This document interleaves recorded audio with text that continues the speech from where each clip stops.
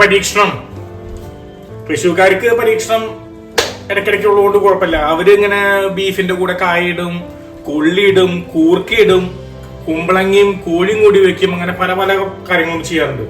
ഇന്ന് ഞാൻ ബീഫും കോവയ്ക്കയും കൂടിയാണ് വെച്ചാണ്. അപ്പൊ അതില് കുറച്ച് സ്പൈസസിൽ വ്യത്യാസമുണ്ട്.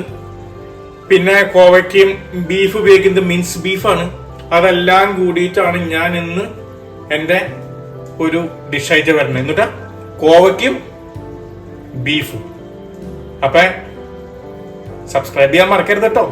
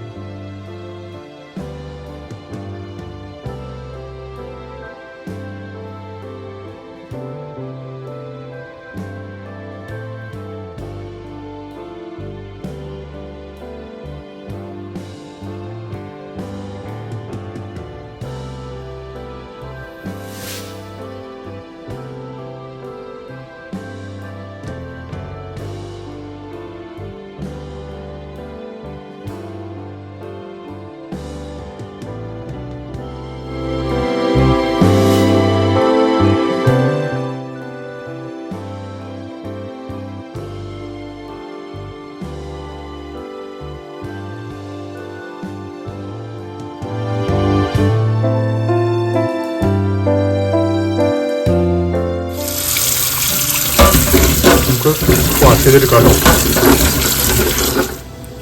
നമുക്ക് നമ്മുടെ കോവക്കായനെ ഡൈസ് ചെയ്തെടുക്കാട്ടത്. ഇങ്ങനെ 3 ആക്കാം. പിന്നെ സെൻറ്ററിൽ കട്ട് ചെയ്യാം. ഇത് കഴിഞ്ഞിട്ട് ഇങ്ങനെ ഡൈസ് ആക്കി എടുക്കാം കേട്ടോ. നമ്മുടെ മിളക് ഇങ്ങനെ കട്ട് ചെയ്യാം കേട്ടോ. നമുക്ക് നാളെ കൊത്ത് കേട്ടോ.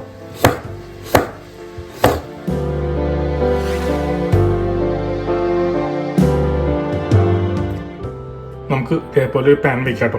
നമുക്ക് ഇനി മീഡിയം ലോ ഹീറ്റിലിട്ട് നമുക്കത് റോസ്റ്റ് ചെയ്യാട്ടോ. പാൻ ചൂടായിട്ടുണ്ട്, ചൂട്. അതിൻ്റെ ഉള്ളിലേക്ക് നമ്മൾ കടുക്, ജീരകം, നമ്മുടെ ഉലുവ കഴിഞ്ഞ് നമുക്ക് ഇങ്ങനെ സ്റ്റീർ ചെയ്ത് ലൈറ്റ്ലി റോസ്റ്റ് ഇട്ടോട്ടെ. അത് നന്നായിട്ട് റോസ്റ്റ് ആയിട്ട് കേട്ടോ. നമുക്ക് നമ്മുടെ പുളിയിലേക്ക് ഇച്ചിരി വെള്ളം ഒഴിച്ച് കൊടുക്കാം. എന്നിട്ട് നമുക്ക് അതിൻ്റെ പൾപ്പൊന്ന് എക്സ്ട്രാക്ട് ചെയ്യാം.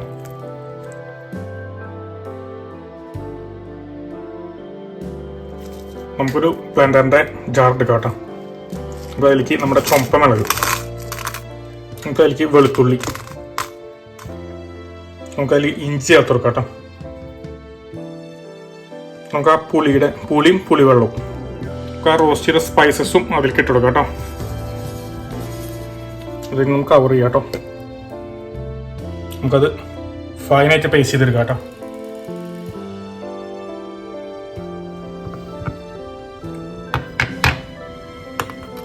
ഓക്കെ, എത്ര ഫൈനായിട്ട് പേസ്റ്റ് ചെയ്തെടുക്കാം കേട്ടോ.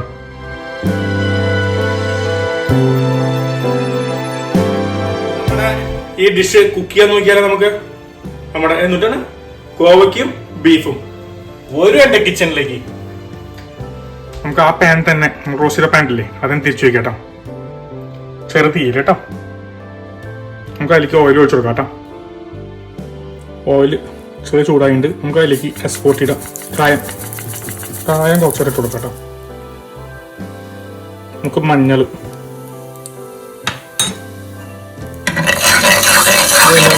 അങ്ങോട്ട് ചൂടാം. അതിൻ്റെ ഉള്ളിലേക്ക് നമുക്ക് മിളക്, പച്ചമുളക്, നമുക്ക് വേപ്പില കഴിഞ്ഞിട്ടൊന്ന് നോക്കി കൊടുക്കാം. അതിൻ്റെ ഉള്ളിലേക്ക് നമ്മൾ അരച്ചു വെച്ച ആ പേസ്റ്റ് ഉണ്ടല്ലോ അത് ചേർത്ത് കൊടുക്കാം കേട്ടോ. പിന്നെ നമുക്കൊന്ന് മിക്സ് ചെയ്യാം കേട്ടോ. മിക്സ് ചെയ്ത് അത് യോജിപ്പിക്കാം.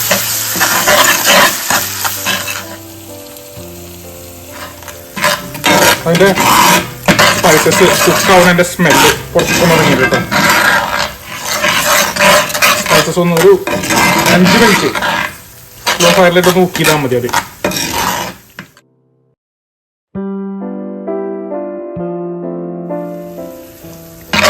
ഓക്കെ, സ്പൈസസ് ഒക്കെ ഫ്രൈ ചെയ്യാം. നമുക്ക് ബീഫ് ആഡ് ചെയ്ത് കൊടുക്കാം കേട്ടോ. വീണ്ടും നന്നായിട്ടൊന്ന് ഉടച്ച് മിക്സ് ചെയ്യാം കേട്ടോ. ഓക്കെ, നന്നായിട്ട് മിക്സ് ആയിട്ട് കേട്ടോ. ഉപ്പ് ചേർത്ത് കൊടുക്കാം കേട്ടോ. അത് കഴിഞ്ഞിട്ടൊന്ന് മിക്സ് ചെയ്ത് ആ തീയിലൊന്ന് കുക്കായി വരട്ടെ കേട്ടോ.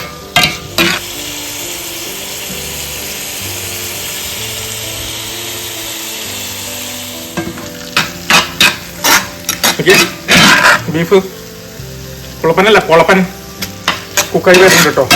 ഓൾമോസ്റ്റ് ബീഫിന്റെ ഒരു ഇവിടെ മിക്സിയുടെ ജാറുണ്ടല്ലോ, നമ്മൾ മിക്സ് അടിച്ചത്, ആ ജാറൊന്ന് കഴുകിയിട്ട് ഒന്ന് കഴുകി ചിറ്റിച്ചിട്ട് അതിന്റെ വെള്ളം അങ്ങോട്ട് ഒഴിച്ചു കൊടുക്കാം. അത് കഴിഞ്ഞ് ഒന്നുകൂടി അങ്ങോട്ട് മിക്സ് ചെയ്യാം.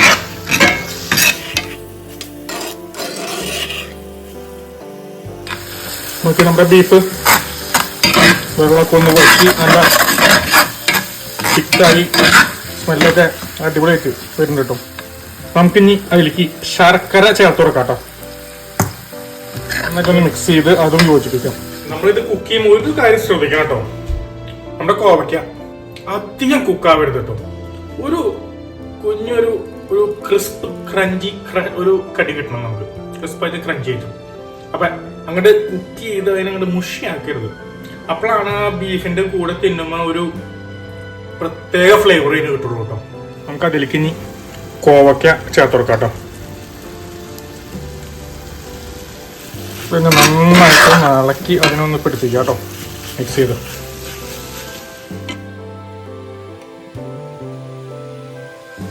ഓക്കെ, നന്നായിട്ട് മിക്സായി കുക്കായി വരുന്നു കേട്ടോ. ഇനി ആ തേങ്ങക്കൊത്ത് അതിലേക്ക് ചേർത്ത് കൊടുക്കാം കേട്ടോ. അത് കഴിഞ്ഞ് അതൊന്ന് മിക്സ് ചെയ്യാം.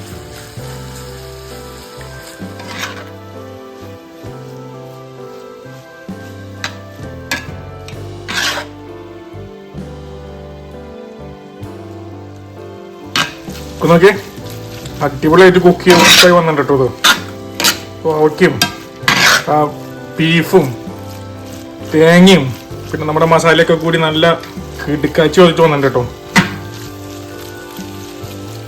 നമുക്കിനി തീ ഓഫ് ചെയ്യാം കേട്ടോ. പിന്നെ അതിലേക്ക് കുറച്ച് പച്ച വെളിച്ചെണ്ണ ചേർത്ത് കൊടുക്കാം കേട്ടോ.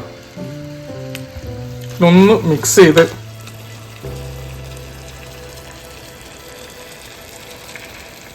അതോടെ ഇരിക്കട്ടെ. നമ്മുടെ വീട്ടിൽ വാഴല ഉണ്ടെങ്കിൽ ഒരു വാഴല വെട്ടിയാൽ മേളിലേക്ക് ഇടാം. അപ്പൊ അവിടെ ഇരുന്ന് ഒന്നുകൂടി ഒന്ന് ഫ്ലേവർ ആയിക്കോളും.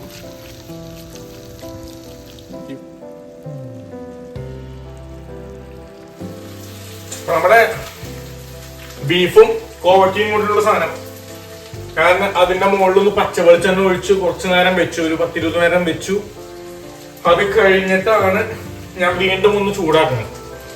കാരണം ആ ഫുഡും ആ ടേസ്റ്റോടൊക്കെ ഒന്ന് ആ നെയ്യൊക്കെ ഒന്ന് ഇറങ്ങി ആ കോവയ്ക്കൊക്കെ പിടിച്ചു കഴിയുമ്പോൾ അത് പ്രത്യേക ടേസ്റ്റ് ആയിരിക്കും. അപ്പൊ നമുക്ക് ഇങ്ങനത്തെ ടേസ്റ്റ് അല്ല തിന്നെ നോക്കണത്. ഇവിടെ ചോറിന്റെ മുകളിലേക്കാണ് കേട്ടോ ചൂടെ കുത്തരി പിന്നെ ഊറ്റി എടുത്തിട്ട് അതിന്റെ മുകളിലേക്ക് നമുക്ക് താണ്ട് പിടിക്കാം നമ്മുടെ ബീഫും കോവയ്ക്കും. ഓക്കെ, കിടല്ലേ? അത് ഇട്ടിട്ട് നമുക്ക് അങ്ങ് ടേസ്റ്റ് ചെയ്ത് നോക്കാം. ആ കൊള്ളാലോ. എരിവിന് എരിവ്, പുളിക്ക് പുളി, അവസാനം ചെറിയൊരു മധുരം. പിന്നെ ഞാൻ പറഞ്ഞല്ലോ ഇത് ഫുള്ളായിട്ട് കുക്ക് ചെയ്യുന്നു, അതുകൊണ്ടൊരു കടി കിട്ടുന്നുണ്ട്. പിന്നെ നമ്മുടെ നാളികേരം അത് ഈ ഡിഷിനെ വേറൊരു ലെവലിലേക്ക് എത്തിക്കുന്നുണ്ട്. നമുക്ക് നെയ്യൊക്കെ ഉള്ളോണ്ടേ ചോറിലേക്ക് കണ്ട് പിടിച്ചു കഴിയുമ്പോ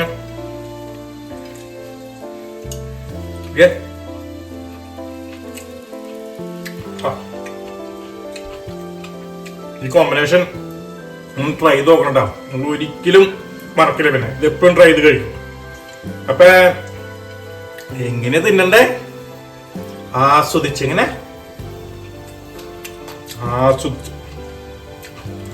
ആസ്വദിച്ച് തിന്നാൻ മാത്രം പോരാട്ടോ. ആ ചാനലേ ജോസ്മോസിസ് കിച്ചൺ ഒന്ന് സബ്സ്ക്രൈബ് ചെയ്തേക്കണേ. നോട്ടിഫിക്കേഷൻ ബട്ടൺ ഒന്ന് അമർത്തിക്ക്. Okay, by.